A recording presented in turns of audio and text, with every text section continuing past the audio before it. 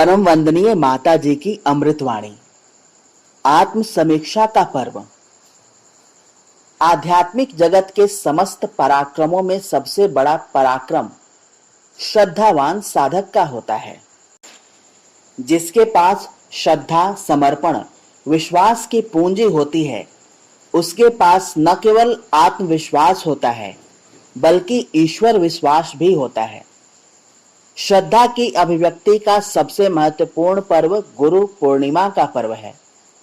परम वंदनीय माता जी अपने इस प्रस्तुत उद्बोधन में गुरु पूर्णिमा के उसी पावन पर्व की व्याख्या करते हुए उसे आत्म समीक्षा का पर्व घोषित करती हैं। वे कहती हैं कि इस पावन दिन हमें अपने श्रद्धा व समर्पण की समीक्षा की आवश्यकता है कि कहीं उसमें कोई कमी तो नहीं आ गई। जिनके पास श्रद्धा की शक्ति होती है, स्वयं भगवान उनकी रक्षा का दायित्व निभाते हैं। आइए हृदयंगम करते हैं उनकी अमृत वाणी को। आत्म समीक्षा का पर्व। गायत्री मंत्र हमारे साथ साथ। ओम भूर्भुवः स्वः तत्सवितुर्वरेण्यं भर्गो देवस्य धीमहि धियो यो नः प्रचोदयात्। हमारे आत्मीय परिजनों, सभी पर्व अपना अपना महत्व रखते हैं। हिंदू धर्म में जितने भी पर्व पड़ते हैं वे सभी अपना अपना विशेष महत्व रखते हैं, लेकिन यह गुरु पूर्णिमा पर्व हमारी आत्म समीक्षा का पर्व है। यह आत्मचिंतन का पर्व है। यह प्रेरणा का पर्व है। यह हमारे सौभाग्य का पर्व है जो हमें दिशा धारा देता है, हमको ज्ञान देता है, हमको प्रेरणा देता है। हमारे जीवन में जितने और पर्व महत्व रखते हैं उनसे यह बहुत अधिक महत्व, विशेष महत्व रखता है। मैं तो यह कहती हूँ कि सबसे ऊंचा यह गुरु पूर्णिमा पर्व है। यह हमारी भावना का, श्रद्धा का पर्व है। यह निष्ठा का पर्व है।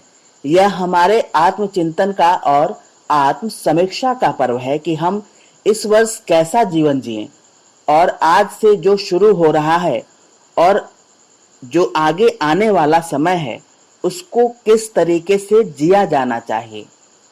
जो हमको प्रेरणा दे रहा है उस रास्ते पर हम कितना चल पाए और कितना हम नहीं चल पाए। अगर नहीं चल पाए तो आगे हमको 2 कदम और चलना है। बेटे, जब हम मिल ही गए, जब हम समर्पित ही हो गए, तो फिर हमारा अहम कहाँ रहा? फिर हम रहे कहाँ? हम तो मिल गए, उस सिंधु में जा मिले। नाला सिंधु में जा मिला तो वह सिंधु हो गया। गंगा में मिला तो वह गंगा हो गया। कल तक जो नाला था जिसको हम छूते नहीं थे, जिसमें मल बहता था, गंदगी जाती थी, लेकिन वह गंगा में मिलकर के पवित्र हो गया, वह गंगा हो गया। जब जीवन समर्पित हो गया तो शासन भी उसी सत्ता का हो गया जिसके हवाले हमने अपनी बागडोर सौंपी है। उसी सत्ता का हमारे ऊपर अनुशासन है क्योंकि हमने अपने को समर्पित कर दिया। जब तक हमने अपने को समर्पित नहीं किया था तो हम अलग थे और जब हम जा मिले तो एकाकार हो गए। कैसे? एक नदिया एक नार कहावत मैलो नीर बहयो, दोनों मिल जब एक वरन भये सुरसरी नाम परयो। जब नदी और नाला आपस में मिल गए तो उस नाले की गंदगी कहाँ रही? नाले ने अपने को गंगा में समर्पित कर दिया, उस नदी को जो सुरसरी की धारा है। आत्मचिंतन का अवसर।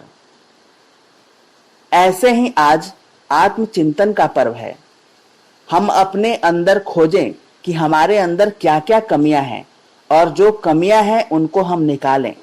अपनी समीक्षा करें और अपने गिरेबान में मुंह डालें कि हमारे अंदर क्या क्या मल विक्षेप भरे हुए पड़े हैं। इनको किस प्रकार से धोया जाए।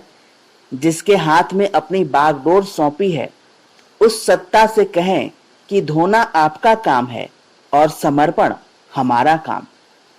हम अपने को आपके हवाले करते हैं। आप हमारी गंदगी को हटाइए।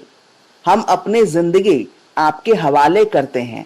आप रुई के तरीके से धुनते जाइए। हम कभी भी नहीं करेंगे कि हमारे ऊपर ये चोटें क्यों की गईं, हमको रुई की तरह से क्यों धुना गया, इसमें हमारी अच्छाइयां हैं। हमको रुई की तरह से धुना जाएगा तो हम फूल जाएंगे। रुई की कोई ताकत नहीं होती, पर वह जब धुनी जाती है तो फूल जाती है। हम मुसीबतों से इनकार नहीं करेंगे, हम उन्हें छाती से लगाएंगे, कहेंगे कि आइए, हमने तो अपना सब कुछ तुम्हारे हवाले कर दिया है। जब सब तुम्हारा ही हो गया है तो हमारे पास बचा ही क्या है। जब कुछ बचा ही नहीं तो किसी का आधिपत्य भी तो नहीं है। बेटे, जब हमारा कुछ भी नहीं है तो न हमको कोई अहंकार है, न हमको कोई लालच है, न हमारी कोई तमन्ना है, न कोई कामना है। बस एक ही कामना है कि भगवान पीड़ित मानव जाति की सेवा के लिए जो शक्ति देनी है वह शक्ति देना, जिससे इसको हम ऊंचा उठा सकें। अपने स्वार्थ के लिए करेंगे तो गल जाएंगे, मर जाएंगे और नेस्त नाबूद हो जाएंगे। स्वामी रामतीर्थ एक बार अमेरिका गए। राष्ट्रपति ने उनको बुलाया। उनकी विद्वता का क्या ठिकाना, बोलने में बड़े भारी धुरंधर विद्वान थे। राष्ट्रपति ने कहा, यह दूसरा ईसा मसीह है, देखिए। उन्होंने बहुत अच्छा बोला। विवेकानंद जब अमेरिका गए तो उनका मजाक उड़ाया गया। अरे, जरा सा लड़का क्या बोल सकता है, इसमें क्या हिम्मत है। उन्होंने कहा कि जब आ ही गया है तो बेइज्जती के साथ उनसे यह कह दिया कि अच्छा, क्या विषय दिया जाएगा। उन्होंने कहा, तुम शून्यवाद पर बोलो। विवेकानंद ने शून्यवाद पर जो बोलना शुरू किया तो सब हैरान रह गए कि इसके अंदर से कौन बोल रहा है। उन्होंने कहा, मैं नहीं बोल रहा हूं, मेरे अंदर से मेरा गुरु बोल रहा है। मेरा वह प्रेरणा स्रोत बोल रहा है। मेरी जबान पर मेरे गुरु बैठा है और मेरे पीछे मेरा गुरु है। समर्पण की शक्ति। बेटे, उसका परिणाम क्या हुआ? मैं श्रद्धा की बात, समर्पण की बात बताती हूं। अपने को समर्पित किया तो रामकृष्ण परमहंस की सारी शक्ति विवेकानंद ने ले ली। आपको कन्याकुमारी जाना हो तो उधर आप देखना कि विवेकानंद की एक शिला बनी है। उस पर कितने करोड़ रुपए खर्च हुए हैं। क्यों खर्च हुए? बेटे, आप जानते नहीं, उन्होंने अपने लिए नहीं किया था, अपितु अपने गुरु के लिए मारे मारे फिरे और देश विदेश में उन्होंने रामकृष्ण मिशन स्थापित किए थे। वह सारा का सारा गुरु की शक्ति ने कराया। वह इंसान अपने लिए नहीं, लोक मंगल के लिए जिया। एक मिशन के लिए, एक उद्देश्य के लिए, एक लक्ष्य के लिए जिया है। इसका सम्मान तो होना ही चाहिए। और स्वामी रामतीर्थ गए तब उनका मैं समझती हूं कि कहीं एकाध जगह नामो निशान हो। ऐसा क्यों? इसलिए कि जो भी विद्वत्ता थी, जो भी उनका ज्ञान था, वह अपने लिया था। मैं बुराई नहीं कर रही हूं, मैं तो यह बता रही हूं कि परम सत्ता से जुड़ जाने पर, गुरु के हवाले हो जाने पर व्यक्ति कितना ऊंचा उठ जाता है। नाचीज व्यक्ति भी कहां से कहां पहुंच जाता है। बेटे, चंद्रगुप्त की कोई हैसियत नहीं थी, नाई का लड़का, जरा सा लड़का, लेकिन चाणक्य ने उसे चक्रवर्ती राजा बना दिया। किसने? गुरु ने बना दिया, जिस पर उसकी श्रद्धा थी। सारे गुरुकुल की देखभाल चंद्रगुप्त करता था।